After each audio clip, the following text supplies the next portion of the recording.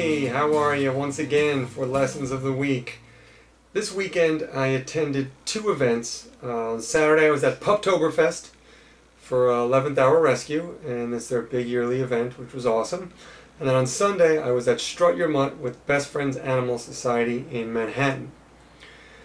Now, at both these events I made a lot of observations. One of which I talked about on my blog earlier this week, about seeing an alarming number of dogs being carted around in strollers, and I'll let you read that for my feelings on dogs and strollers. But there's a lot of things out there I realize that we as dog owners we think are good, but in fact they're actually maybe not so good in our relationship for our dog, or in the case of strollers, really not good for the overall mental and physical well-being of the dog. But one thing that was brought to my attention at Strut Your Mutt by one of the 11th Hour volunteers, Angelica, thank you for giving me this subject matter to talk about. She brought up to my attention that she saw so many dogs on these retractable flexi leashes, and it's something that I've noticed and I've talked about before, but I think really bears repeating because they're so popular. And the thing about the walk is a team sport. You're doing it with your dog together. And during the walk is I think a basic canine need. Dogs should be walked often, as much as you can. Whatever you're walking your dog now, try to do more. But dogs love walks, and it's where dog packs come together, really, and during the walk. So when you walk with your dog, it's fun and you're having a great experience, but it's also a communication ability, what's the word I'm looking for? Activity. It's a communicative activity. You're doing it together, but you need to be able to communicate, and it is impossible to communicate if your dog is 10 feet in front of you. You're actually not even on the same walk. You're not part of the same pack. You're not doing it together. A walk should be done together. You should be sharing an experience, and that's for a number of different reasons. One, because you're doing something together with your dog, and you need to be there. Also, if your dog is distracted or reactive to anything in the environment, there's no way you can communicate with him if he's far away. Basically, whatever your dog is looking at is what they're thinking about. And if they're way out in front of you at the end of that flexi leash, they are not including you in on their decision-making process. So the walk you should be together. It should be a team event. It's like, if you ask your significant other to go for a nice walk. So if I went and asked my wife, wow, it's beautiful out tonight, let's go for a walk. And then I said, oh, by the way, I'm going to stand 10 feet in front of you though.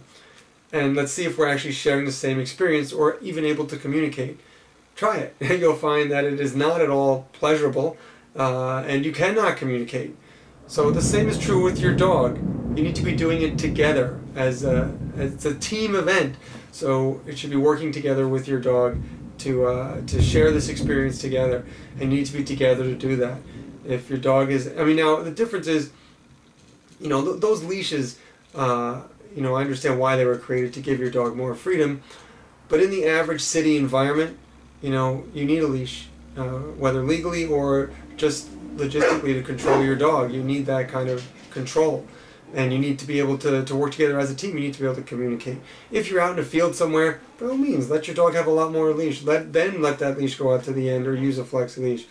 But in the average city environment, you got to use I would say 6-foot leash is what I recommend. And at Puptoberfest, they're actually making people give in their flexi leashes and turn them in for regular leash, giving away regular 6-foot leads.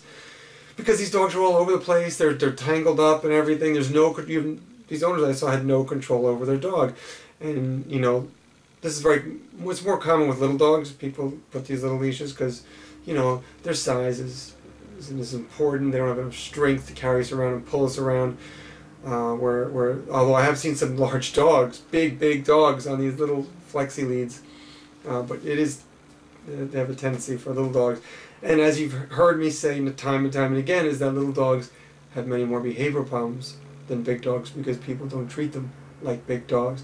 And by putting them on a little tiny leash and letting them go all over the place, do whatever the heck they want, you're really not giving them any structure. And the walk should be structured.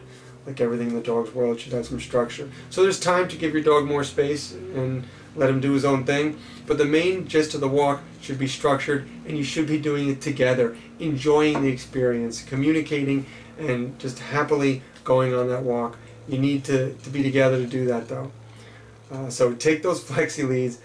If you're out in the middle of nowhere, you can use them, but in your average city environment, I would get rid of them. Don't use them. I think that they're one of the worst things invented for dogs. So there you have it. There's my 2 cents. Hope you enjoy the rest of your week and your weekend, and we'll do it again next week. All right? Take care. Bye-bye.